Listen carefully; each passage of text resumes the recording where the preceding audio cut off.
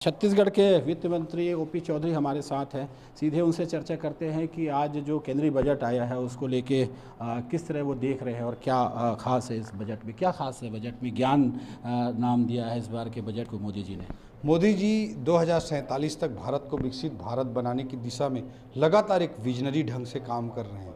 उस पूरे प्रोसेस में ज्ञान अर्थात जी का अर्थ गरीब, आई का अर्थ युवा, एक अर्थ अन्नदाता, ये चारों वर्ग किस बीच विकास प्रक्रिया में कहीं छूट ना जाए, इस दृष्टिकोण से इंक्लूसिव ग्रोथ के लिए समाज के अंतिम छोर पर खड़े व्यक्ति को भी इस विकास का लाभ मिल सके, इसलिए इस विजन के साथ वो सारे पॉलिसीज़ को ला रहे हैं, सारे बजट को ला रहे हैं। और इस पिछले बार भी ज्ञान का ऐलान किया गया था, उसी थीम पर इस बार भी ये ऐलान किया गया है। ये जो 2047 तक विकसित भारत बनाने की प्रक्रिया है, इसमें 3D की भी इस बजट में चर्चा की गई है। डेमोक्रेसी हमारी सबसे बड़ी ताकत है, डेमोग्राफी हमारी दूसरी बड़ी ताकत है, जो हमारे देश की युवा जनसंख्या है, हमारे देश की जो डेमोग्राफी है, और तीसरा डिमांड। लार्जर इकोनॉमीज में पूरी दुनिया में आज डिमांड की भारी कमी है, लेकिन आज हम देखते हैं कि इंडियन इकोनॉमी में डिमांड बहुत ज़बरदस्त स्तर पे, इसीलिए भारत दुनिया की मेजर इकोनॉमीज में फास्टेस्ट ग्रोइंग इकोनॉमी बनकर उभरी है।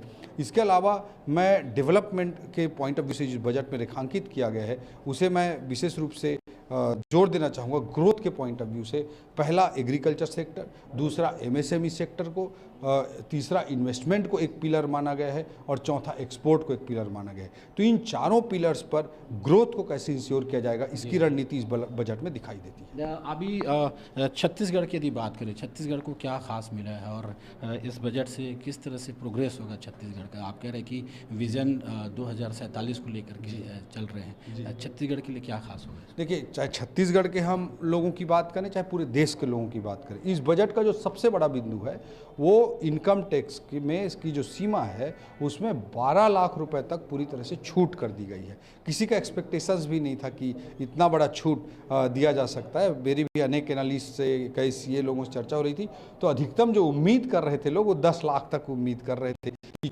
छूट मिलेगी, तो भी 10 लाख तक मिलेगी। 12 लाख रुपए तक इनकम टैक्स फ्री कर दिया गया। इससे शासकीय कर्मचारियों को, छोटे व्यापारियों को, पूरे मध्यम वर्ग के साथियों को बड़ी सुविधा और बड़ा राहत मिलने जा रहा है। ये सबसे बड़ी सुविधा मैं मानता हूँ। छत्तीसगढ़ पॉइंट ऑफ व्यू से हमारा छत्तीसगढ़ धान का कटोरा है, कृषि प्रधान राज्य है, तो कृषि की दृष्टि से केसीसी के जो लिमिट है उसे 3 लाख से बढ़ाकर 5 लाख कर दी गई है। अब 5 लाख रुपए तक के लोन में 5 लाख रुपए तक के लोन में 0% इंटरेस्ट रेट लगेगा। पहले 3 लाख तक ही वो मिल पाता था। इसका एक बड़ा लाभ हमारे छत्तीसगढ़ के किसानों को होगा। प्रधानमंत्री धन धान्य कृषि योजना, ये इस बजट में ऐलान किया गया है। देश के 100 पिछड़े जिलों में यह योजना विशेष रूप से लागू की जाएगी खेती के लिए।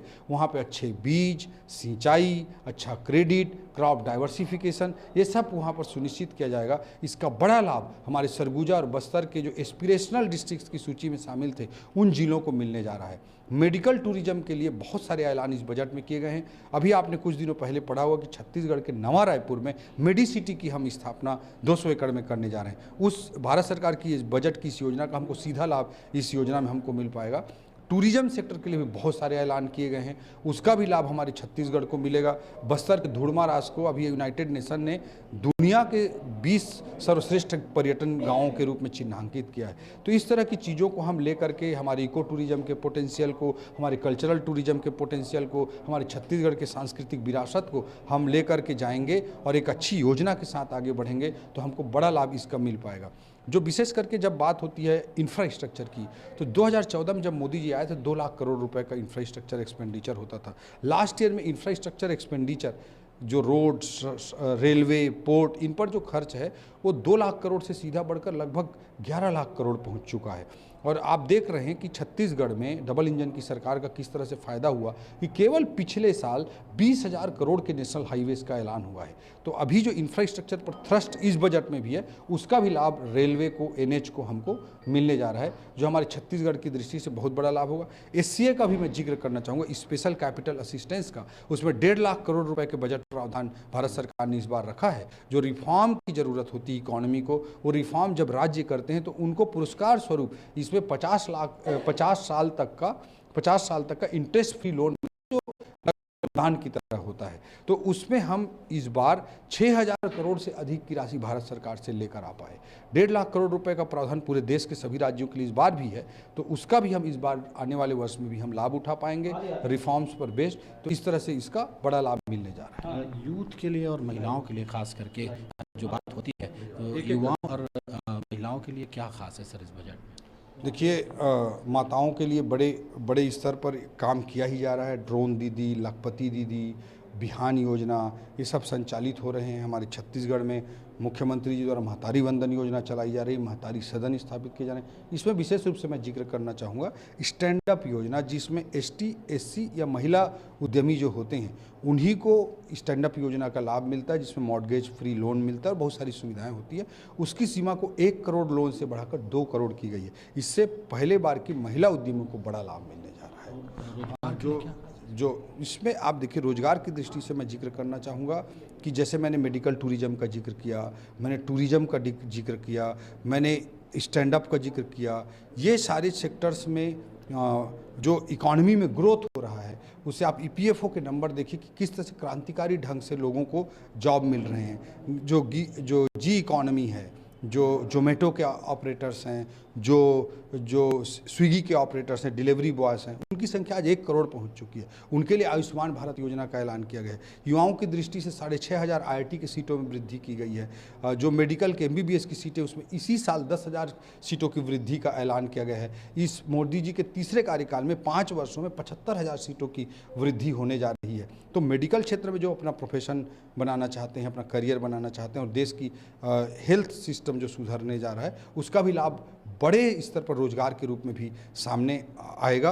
और 9वीं से 12वीं तक की युवाओं के लिए जो इंटरनेट सुविधा है सभी स्कूलों में प्रदान करने की बात की, वो भी युवाओं की लर्निंग की दृष्टि से बड़ी बात है। सर एक आखिरी सवाल है, आदिवासी स्टेट है सर, और आप जिस इलाके से आते हैं वो आदिवासी बहुल इलाका है। आदिवासियों के लिए क्या खास होगा इस बजट? देखिए, जो ट्राइबल वेलफेयर डिपार्टमेंट का बजट है, साल दर साल मोदी जी के समय में ऐतिहासिक वृद्धि हुई है। इस बजट में भी बड़ी वृद्धि आप उससे परिलक्षित होता है। इसके अलावा जैसे मैंने कहा कि प्रधानमंत्री धन धान्य कृषि योजना, इसमें एस्पिरेशनल डिस्ट्रिक्ट्स को फ़ायदा मिलता है। एस्पिरेशनल डिस्ट्रिक्ट हमारे बस्तर और सरगुजा के ज़िले हैं, तो उससे 90% लगभग ट्राइबल साथी ही हमारे उससे लाभान्वित होते हैं। पीएम जनमन, मोदी जी ने ये योजना लागू करी है। जो जनमन योजना है वो पीवीटीजी के लिए, विशेष पिछड़ी जनजाति समुदाय के लिए, जो उनको सैचुरेट करना हर स्कीम में, रोड में, आयुष्मान कार्ड में, राशन कार्ड में, प्रधानमंत्री आवास में, सारी सुविधाओं को सैचुरेट करके 100% लोगों को प्रोवाइड करना। इससे भी हमारे जनजातीय लोगों को बड़ा लाभ मिल रहा है। धरती आबा भगवान बिरसा मुंडा के नाम से भी अभी ट्राइबल गाँवों के लिए, ट्राइबल क्षेत्रों के लिए बहुत सारी योजनाओं का ऐलान हुआ है। उसका भी लाभ हमारे ट्राइबल अंचल के, हमारे ट्राइबल भाई बहनों को मिलने जा रहा है। इस तरह की अनेक योजनाओं का लाभ मिलेगा, को बढ़ावा मिलेगा। और छत्तीसगढ़ के विकास का बजट है, देश के विकास का बजट है, 2047 का विजन है।